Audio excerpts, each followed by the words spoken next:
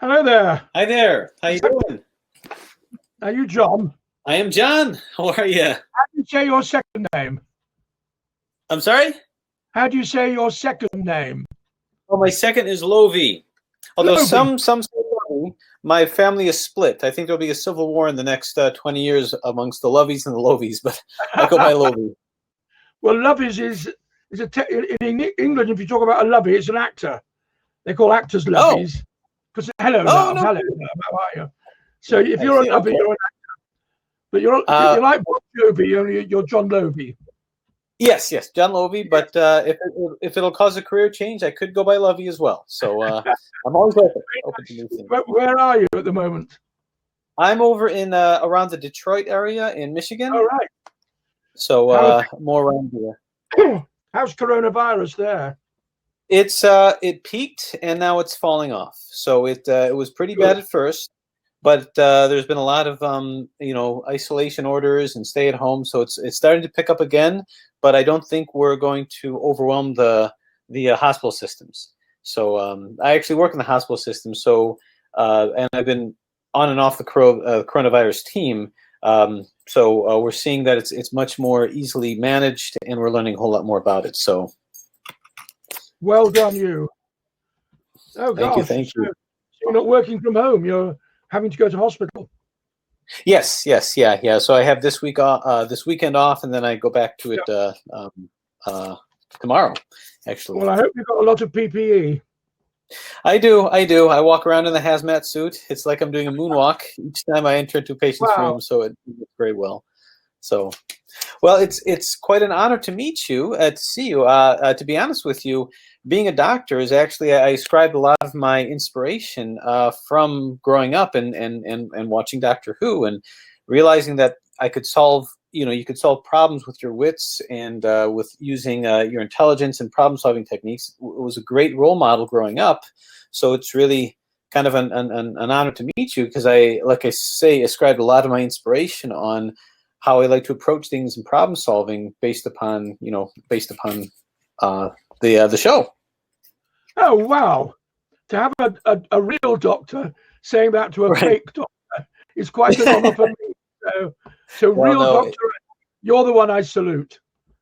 Well, inspiration, you can't fake that. And, what I really liked about, especially your vision of the role is how what you brought to it was kind of a depth to it, that it wasn't just, the hero aspect of it, but there was kind of a depth to it, almost like a darker version that really fleshed the character out a little bit more, which I think certainly has ramification for the interpretation of the role nowadays, looking at the darker side of the Doctor and makes it a lot more relatable to us in terms of a hero that we can identify with. Oh, thank you. It all struck me that this guy, excuse me, I need a doctor. This guy is 900 years old. He's seen what he's done what he's done. He's not necessarily going to behave in the same way as an ordinary citizen walking around the street. There are going to be things about him you don't quite understand, and that makes it interesting. Yes. Yeah, that there is that alien component to it, that something that we can try to figure out. But at the same time, there's this underlying aspect of what it is to do good in the world and to do good in the universe. Yeah. So I'm really honored. Yes, go on. So when starting the role, what do you think were some of the common denominator aspects of the character, and what do you think? What were you trying to bring to the role in your own unique way? It's hard to say objectively. It was very subjective. I watched all the other Doctors. I watched their performances. There is a common denominator, which is, do good. Leave the place better than when you went. A bit like the Lone Ranger, Who was that masked guy? He came here, things are better, and he's gone. And that was the way I kind of approached it, making things better. And for me, I don't know if you watched the chats earlier, but the best line ever in Doctor Who was one of Christopher Eccleston at the end of the Doctor Dances, when he said, and the best thing everybody lives. Everybody, yes. Giving everybody the chance to live.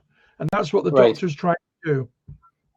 Right. And that was a great shining moment in that particular doctor's character arc, because he had just come over this great devastation, and to realize that joy of what it is to step in and say, for this time, this one time, everybody lives. Yeah. And it's really nice, especially with everything that we've seen with coronavirus, where you come in and by the time you're on a ventilator, you're probably not going to live. But as we get better at it, and as we learn more about the process, we can say that now, for this time, after experiencing what we're experiencing, everybody gets to live in home. So it's truly inspirational. And we've been seeing that over here when the coronavirus patients who've been on a ventilator for 3 weeks leave to go home, and all the hospital staff standing around applauding, because exactly the same for you. This one lives. Yes, exactly. So, sorry, this is me interviewing you, really. No, I'm honored. I am honored. Absolutely. What you're doing is the real McCoy.